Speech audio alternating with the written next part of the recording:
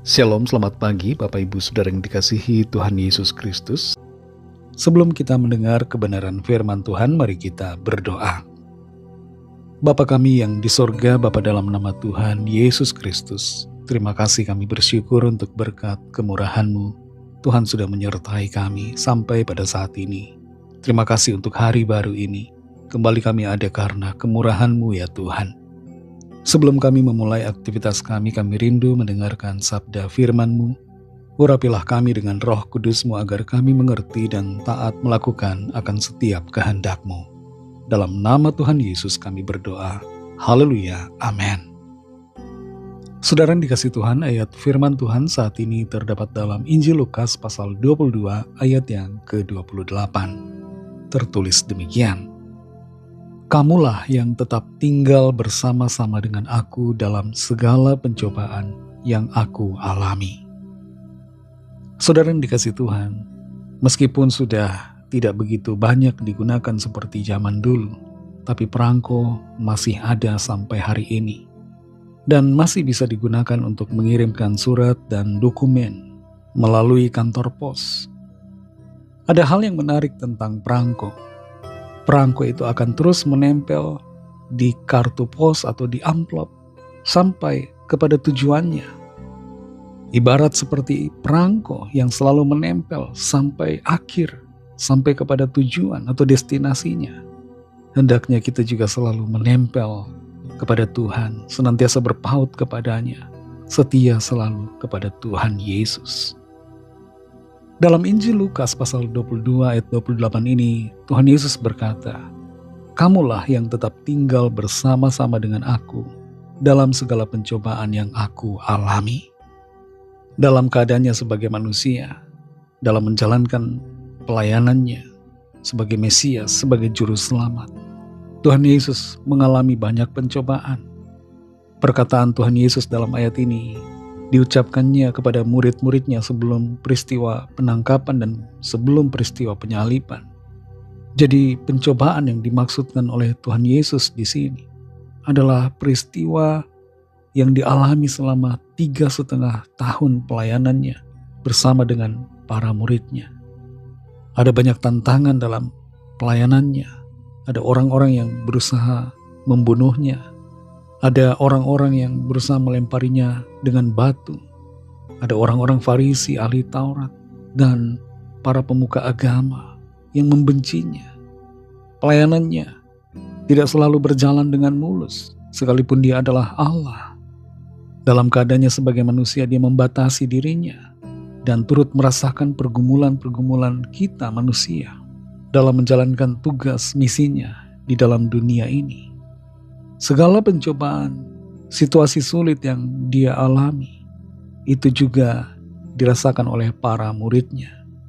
Namun para muridnya tetap setia dan tidak meninggalkannya, sekalipun ada pencobaan, ada kesukaran, ada tantangan yang mewarnai pelayanan yang dikerjakan oleh Tuhan.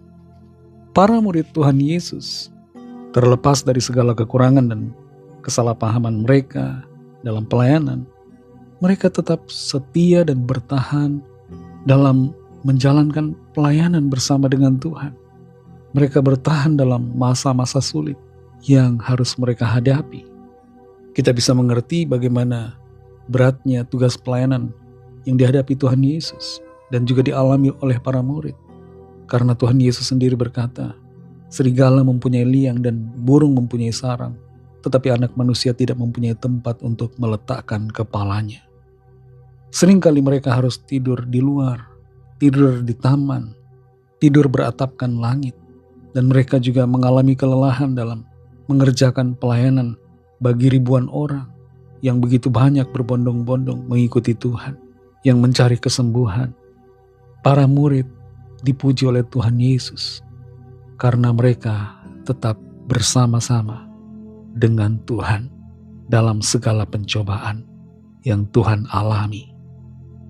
Saudara yang dikasih Tuhan, bagaimana dengan kehidupan kita sebagai murid-murid Kristus di era sekarang ini, dalam zaman saat ini?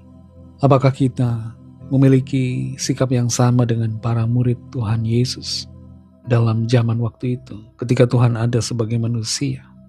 Apakah kita tetap tinggal bersama-sama dengan Tuhan dalam segala pencobaan yang Tuhan alami?